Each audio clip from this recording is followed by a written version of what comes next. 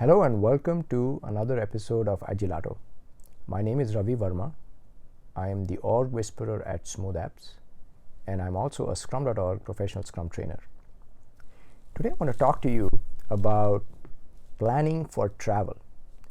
So one of the quotes that I read about planning for travel is, when you're planning for travel, lay out all your clothes and all your money and put it on the bed.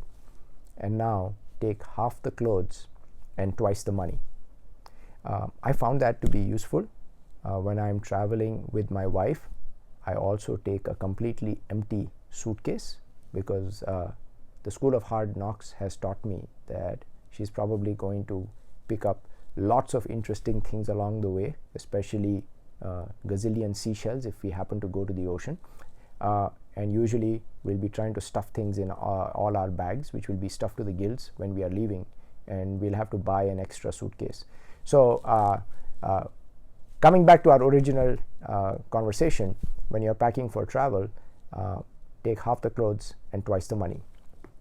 But what does this have to do with agile enablement or Scrum?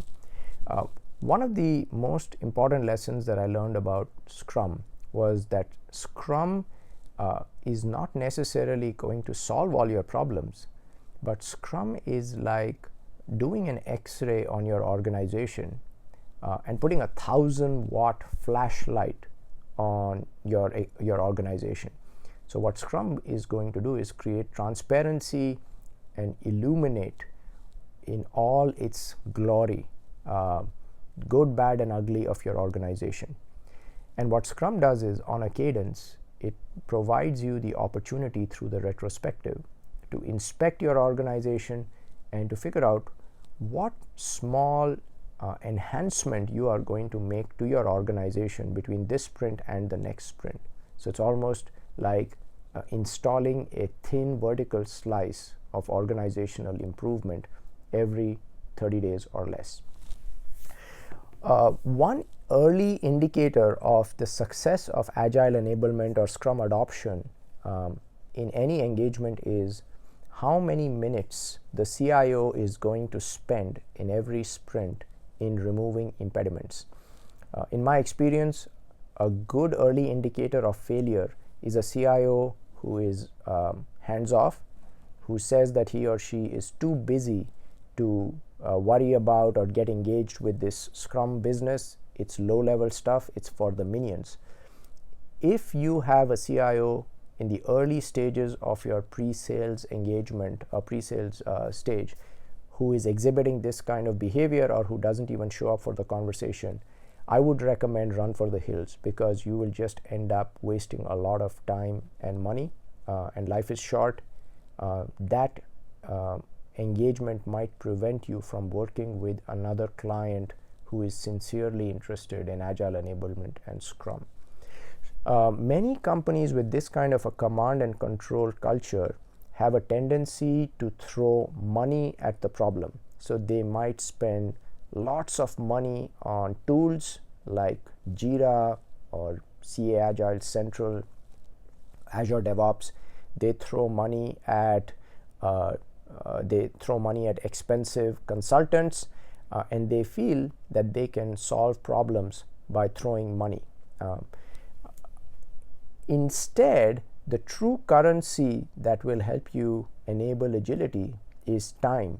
Time from the people who have the power, organizational power, to either remove organizational dysfunction, or in some cases look in the mirror and stop their own dysfunctional behavior. And typically these are people at the C-suite level, right?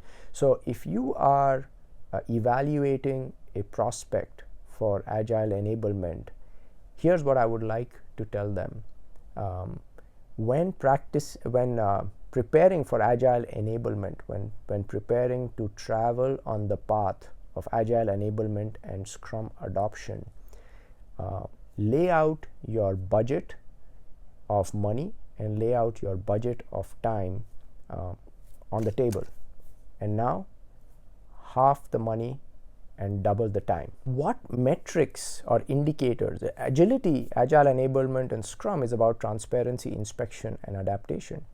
So if we were to use evidence to gauge the efficacy of our investment, both money and time, especially from the C-suite, what indicators might empirically help us inspect the efficacy of our portfolio investment?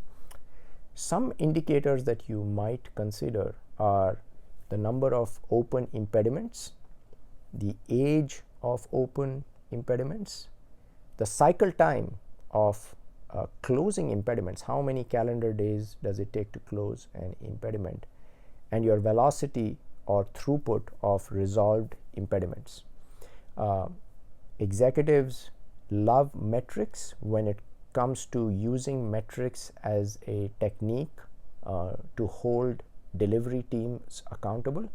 Well, now if you have servant leaders, you can actually use the same metrics to hold them accountable and teach them the meaning of servant leadership.